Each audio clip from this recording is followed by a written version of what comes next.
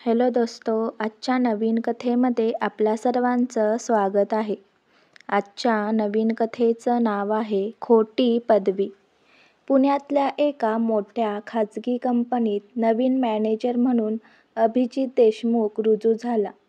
वयाच्या 30शीत असलेला हा तरुण चांगला स्मार्ट, व्यवस्थित बोलणारा आणि कामात लक्ष घालणारा दिसत होता. त्याने इंटरव्ह्यूच्या वेळी आपलं MBA लंडन स्कूल ऑफ बिझनेसचं सर्टिफिकेट दाखवलं होतं. कंपनीचे डायरेक्टर त्याच्या वागण्याने, आत्मविश्वासाने प्रभावित झाले होते. हळूहळू कंपनीतल्या लोकांना तो आवडू लागला. ऑफिसमध्ये नवा उत्साह आला. त्याच्या मॅनेजमेंट स्टाईलमुळे प्रोजेक्ट्स वेगाने पुढे जाऊ लागले, पण तरीही काही जणांना तो नेहमी गूढ वाटायचा, विशेषतः त्याचा सहकारी संदीपला. एके दिवशी कंपनीत एक जुना क्लायंट आला. त्याने अभिजितला पाहिलं आणि क्षणभर गोंधळून गेला. हा माणूस मला ओळखीचा वाटतोय, पण कुठून? त्याने हळूच संदीपला विचारलं.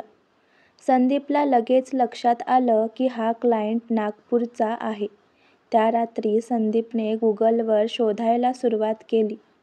अभिजित देशमुख, नागपूर असं टाकताच काही जुन्या बातम्या समोर आल्या.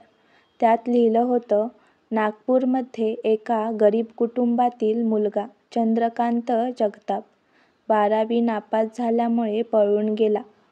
फोटो पाहून संदीप थबकला. तोच चेहरा.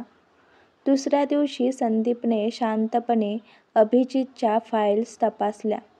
लंडन स्कूल ऑफ बिझनेसचं सर्टिफिकेट खरं दिसत होतं, पण त्यावरचं बारकोड स्कॅन करताच वेबसाईटवर इनव्हॅलिड डॉक्युमेंट असा मेसेज आला.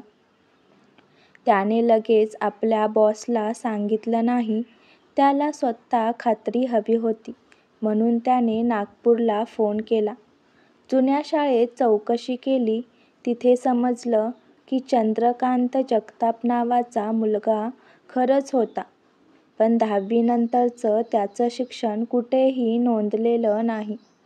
संदीप आता द्विधा मनस्थितीत होता. एका बाजूला कंपनीला मोठं नुकसान होऊ शकतं, कारण खोटी पदवी दाखवणारा माणूस इतक्या मोठ्या पदावर होता. दुसरीकडे त्याने पाहिलं होतं की अभिजित खूप चांगलं काम करत होता.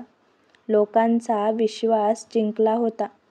तो काही दिवस शांत राहिला, पण मग अचानक एक घटना घडली. एके संध्याकाळी ऑफिसबाहेर एका ऑटोवाल्याने अभिजितला हाक मारली.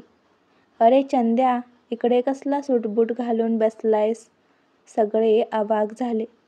अभिजित क्षणभर थबकला. चेहरा पांढरा पडला. त्याने पटकन ऑटोवाल्याला बाजूला नेलं. संध्याकाळी संदीपने त्याच्याकडे थेट विचारलं, तुझं खरं नाव चंद्रकांत आहे ना? खरं काय आहे ते सांग. अभिजितने खोल श्वास घेतला. "हो, मीच चंद्रकांत आहे. गरीब घरात जन्मलो. अभ्यास जेमतेम केला, पण नेहमी मोठं काही करायचं स्वप्न होतं. 12वीत नापास झाल्यावर गावात थट्टा उडायला लागली. मी घर सोडलं, मुंबईत आलो. तिकडे फसवाफसवी करणाऱ्या एका एजंटकडून मी बनावट सर्टिफिकेट्स मिळवली. त्यावर अवलंबून छोट्या नोकऱ्या केल्या, पण हळूहळू मी कामातून शिकलो. प्रॅक्टिकल अनुभव घेतला. खोटं सर्टिफिकेट माझ्या आयुष्याची सुरुवात होती, पण मेहनत माझी खरी ताकद आहे. आज मी इथे आहे ते फक्त कामामुळे, पण आता हे सगळं समोर आलंय." त्याच्या डोळ्यात पाणी आलं. संदीपने हा सगळा प्रकार डायरेक्टरसमोर मांडला. कंपनीत मीटिंग झाली. सुरुवातीला सर्वजण चिडले. खोटं बोलून एवढ्या उंचावर पोचला हे गुन्हाच आहे. पण त्याचवेळी अनेकांनी सांगितलं, "हो, सुरुवात चुकीची झाली, पण त्याने कामात कधीही फसवणूक केली नाही. त्याची क्षमता खरी आहे. कंपनीला फायदा झाला आहे." शेवटी निर्णय असा झाला की अभिजितला मॅनेजरच्या पदावरून हटवण्यात आलं, पण त्याला काढून टाकण्यात आलं नाही. त्याला वेगळ्या प्रोजेक्टवर कमी दर्जाच्या पदावर ठेवलं गेलं. अभिजितने नम्रपणे तो निर्णय स्वीकारला. माझ्या खोट्या पदवीने मला दार उघडलं होतं, पण आयुष्य टिकवलं माझ्या कामाने.